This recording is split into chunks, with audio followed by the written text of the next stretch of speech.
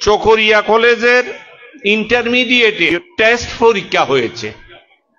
1200 মতো শিক্ষার্থী টেস্ট পরীক্ষা দিয়েছে, পাস করেছে 180 জন, ফেল করেছে তাহলে কতজন? 1020 জন বোধহয়। এখন ছাত্রছাত্রীরা আন্দোলন করতেছে যে আমাদেরকে পাস করায় দিতে হবে, আমাদেরকে ফর্ম ফিল আপ করার সুযোগ দিতে হবে।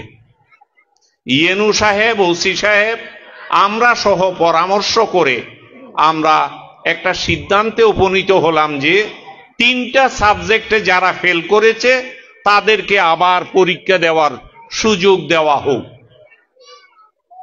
কাস্ট হলো, আবার পরীক্ষা নিল 1020 জন থেকে, পাস করলো কয়জন?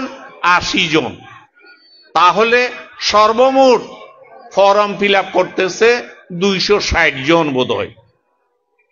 ছেলেরা মেয়েরা আবার আন্দোলন আরম্ভ করলো, রাস্তা অবরোধ করলো, রাস্তার উপর বিদ্যুতের খুঁটি ফালাই দিল। দুর্ভাগ্যবশত সেদিন কক্সবাজারে ইউনাইটেড নেশনের সেক্রেটারি সাহেব আসতেছেন, তাকে রিসিভ করার জন্য চট্টগ্রামের জিওসি মেজর জেনারেল যাচ্ছিলেন। উনি পড়েছেন ব্যারিগেটে। উনি ইউনূস সাহেবকে ডাকলেন যে কি অবস্থা। ইউনূস সাহেব ছেলেদের হাতে পায়ে ধরে বললেন যে বাবারা, আমি দেখতেছি, আপনারা জেনারেল সাহেবকে ছেড়ে দেন। ছেলেরা জেনারেল সাহেবকে ছেড়ে দিল। ইউনূস সাহেব করলেন কি, ইউনূস সাহেব একটা অভিযোগ পেয়েছিলেন যে কলেজের শিক্ষকদের কাছ থেকে যারা প্রাইভেট পড়ে না তাদেরকে ফেল করায় দেয়। এখন উনি ওটাকে মাথায় রেখে উনি কলেজ কর্তৃপক্ষকে বললেন যে আপনারা খাতাগুলো সব আমার অফিসে পাঠায় দেন।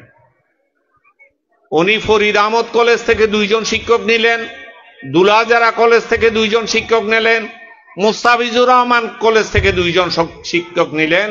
6 জন শিক্ষক, এসিল্যান্ড মহোদয় এবং ইয়েনো মহোদয়, 8-10 জনে মিলে সারা রাত ওই খাতাগুলো আবার কাটলেন।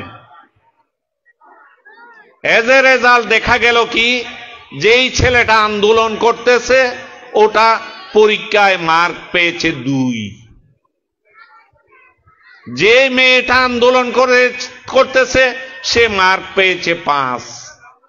হাইয়েস্ট কোন মার্ক যদি কেউ পেয়ে থাকে তাহলে 7 পেয়েছে। এটাই এখন আমাদের শিক্ষা ব্যবস্থা।